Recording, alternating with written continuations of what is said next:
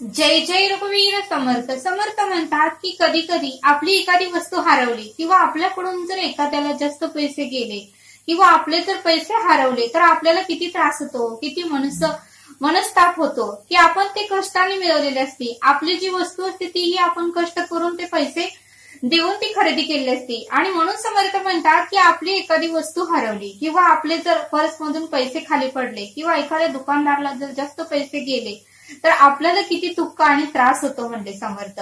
आणि आपल्यावरूनच आपण समोरच्या व्यक्तीचाही विचार केला पाहिजे असं समर्थांनी आपल्याला ते सांगितलं. आणि म्हणूनच समर्थ म्हणतात की आपल्यालाही एखाद्या वेळेस दुसऱ्यांकडून जास्त पैसे मिळतात किंवा एखाद्या वेळेस आपण रोड न चालत असताना सुद्धा आपल्याला पैसे सापडतात, आपण ते घेतो. पण समर्थ म्हणतात की पडली वस्तू घेऊ नये, वाट पुसल्याविनं जाऊ नये आणि फळ ओळखल्याविनं खाऊ नये. म्हणजे समर्थ काय म्हणतात की आपण ते पैसे घेतो, पण ज्या व्यक्तीचे पैसे हरवलेले असतात, ज्या व्यक्तीचे पैसे ते खाली पडलेले असतात, ती व्यक्ती आतल्या आत मन ना मन तिचं तळतळ करत असतं की माझे पैसे कुठे गेले, मी कष्टाने मिळवले होते आणि ते कुठं पडले असतील, कोणी घेतले असतील, त्याला काय ते पचणार नाही, त्याला काय ते पैसे सुख देणार नाही, समाधान देणार नाही, असं त्याच्या मनामध्ये चालू असतं. आणि मग समर्थ म्हणतात की ते जर खाली पडलेले पैसे आपण जर घेतले तर त्या माणसाने जो आपल्याला तळतळ केलेला असतो, त्याचा आत्मा जो आपल्याला म्हणलेला असतो की बाबा त्याला सुख समाधान लागणार नाही, तर तसंच घडतं. आणि म्हणून समर्थ म्हणतात की जरी वस्तू एखादी पडली किंवा जरी रोडवर जाताना पैसे दिसले तरी समर्थ म्हणतात की आपण ते बघून सुद्धा न बघितल्यावानी करून पुढे गेलं पाहिजे. आणि म्हणून समर्थ म्हणतात की पडली वस्तू घेऊ नये, वाट पुसल्यावी जाऊ नये आणि फळ ओळखल्याविनं खाऊ नये असं समर्थांनी आपल्याला इथे सांगितलं. आणि म्हणूनच समर्थ म्हणतात की एकदा एक रामभाऊ नावाचे एक व्यक्ती होती आणि त्यांच्या बाबतीतही असंच घडलं.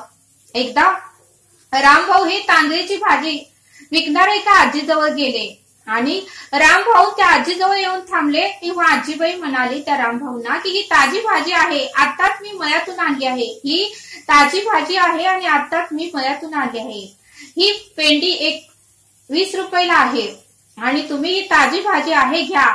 त्यावेळेस सगळीकडे गर्दी आणि गडबड चालली होती. त्यावेळेस रामभाऊंना ही तांदळाची भाजी आवडली आणि रामभाऊंनी 2 पेंड्या घेतल्या आणि 2 पेंड्याचे 40 रुपये झाले. आणि मग मात्र रामभाऊंनी आपल्या खिशातून पाकिटातून 50ची नोट त्या आजीबाईला दिली आणि मग मात्र हिशोब करत करत आजीबाईंनी पैसे परत दिले. एक पेंडी 20 रुपयाला असे रामभाऊंचे 40 रुपये झाले, कारण रामभाऊंनी 2 पेंड्या घेतल्या होत्या आणि रामभाऊंनी आजीला 50ची नोट दिली होती. पण आजी समोर ताजी भाजी असल्यामुळे खूप गडबड होती, खूप गर्दी होती आणि आजीबाईंनी मात्र गडबडीत 10ची नोट तर रामभाऊंना दिलीच, पण 10च्या नोटीबरोबर अजून एक 10ची नोट चिटकलेली होती. त्या आजीबाईंनी खूप गडबड होती म्हणून नीट चेक केलं नाही. मग रामभाऊंना 10 रुपये मिळायच्या ऐवजी 20 रुपये मिळाले. एक नोटला एक नोट चिटकून आली. 10 रुपये रामभाऊंकडे जादा आले. आजीबाई मात्र दुसऱ्या गिराकाकडे वळून बोलण्यात गुंग होती. रामभाऊंना लक्षात आलं की आपल्याकडे आजीबाईंचे 10 रुपये जास्त आले आहेत, पण आजीबाई मात्र दुसऱ्या गिराकाकडे वळून बोलण्यात गुंग होती. पण रामभाऊंना मात्र ही 10ची नोट जादा आलेली आहे हे त्यांच्या लक्षात आलं होतं. आणि मग मात्र रामभाऊंच्या मनाची चलबिचल सुरूच होती. आणि वरचे बाह्य मन मात्र म्हणत होते, रामभाऊचे 2 मन त्यांना सारखं सांगत होते. वरचं बाह्य मन रामभाऊंना म्हणत होते, अरे तू काय चोरी केली आहेस का? तुझ्या नशिबानं ती तुला नोट जादा आली आहे. तू काय चोरी केली आहेस का? तुझ्या नशिबाने ती नोट तुला जादा आली आहे आणि ती घाल खिशात. तू जास्त विचार करू नको आणि चल लवकर. पण इतक्यातच चांगलं मन म्हणू लागलं, अरे तुला काय कळतं का नाही? ती एक अडाणी आजीबाई आहे. एवढ्या मोठ्या झाडाखाली ती बसली आहे. सगळीकडून उन्हाच्या झळा तिला लागत आहेत. तिने आपल्या शेतातून तांदळाच्या पेंड्या बांधून आणलेल्या आहेत. ती बिचारी अडाणी आहे. तिला काय कळतं? तिच्या समोर एवढी मोठी गर्दी, चुकून तुझ्याकडे तिचे 10 रुपये आले, तू प्रामाणिकपणे तिला द्यायला पाहिजे होते. तिचा हिशोब चुकला किंवा नोटेला नोट चिटकून 10 रुपये जादा आले तरी ती नोट तुला परत कर. आणि तू शहाणा असशील, हुशार आणि सुशिक्षित असतील तर तू ती आजीबाईंची नोट परत कर. असा 2 मनाचा संघर्ष रामभाऊंना सतत चालू होता.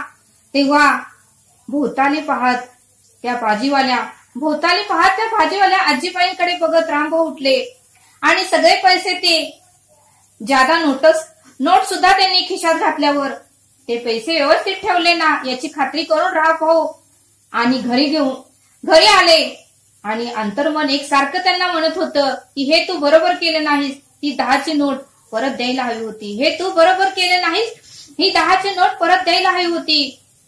आणि तू मात्र घरी आला, तू मात्र न देता कसं काय घरी आला असं चांगलं मन रामभाऊंना म्हणत होतं. रामभाऊंची बेचैनी वाढतच होती. त्यांना या विचाराने रात्रभर झोप लागली नाही. रामभाऊ दुसऱ्या दिवशी त्याच बाजारात रामभाऊ मात्र दुसऱ्या दिवशी उठले, आंघोळ वगैरे केली, सर्व कामं केली, त्याच बाजाराच्या दिशेने ऑफिसला चालले होते. आणि बाजार नसतानाही कालची भाजीवाली आजीबाई त्या जागेला बसली होती. बाजार नसतानाही ती कालची भाजीवाली आजीबाई त्या जागेला बसली होती. चिंचेच्या झाडाजवळ कोपऱ्याला भाजी घेऊन ती बसली होती. पण मात्र तिला उन्हाच्या झळा लागत होत्या, घामाच्या धारा येत होत्या. बाटलीत तू पाणी पित होती. रामभाऊ मात्र भराभरा तिथे गेले व 10ची नोट त्या आजीबाईंकडे देत म्हणाले. रामभाऊ मात्र वाईट वाटू लागलं की उन्हातानाचं ती आजीबाई बसली आहे आणि 10 रुपये आपण तिचे जादा घेतले, हे काय आपण बरोबर केलं नाही आणि आपण ह्या 10 रुपयामुळे आपल्याला रात्रभर झोप लागली नाही. ही 10ची नोट आपण आजीबाईला दिली पाहिजे. त्यावेळेस मात्र रामभाऊ भराभरा तिथे गेले, 10ची नोट त्या आजीबाईंकडे देत म्हणाले, आजीबाई काल मी तुमच्याकडून भाजीच्या 2 पेंड्या घेतल्या होत्या. आजीबाई मी काल तुमच्याकडून भाजीच्या 2 पेंड्या घेतल्या होत्या आणि मी तुम्हाला 50ची नोट दिली होती. पण पैसे परत घेते वेळेस मात्र तुमच्याकडून 10 रुपये माझ्याकडे जादा आले होते.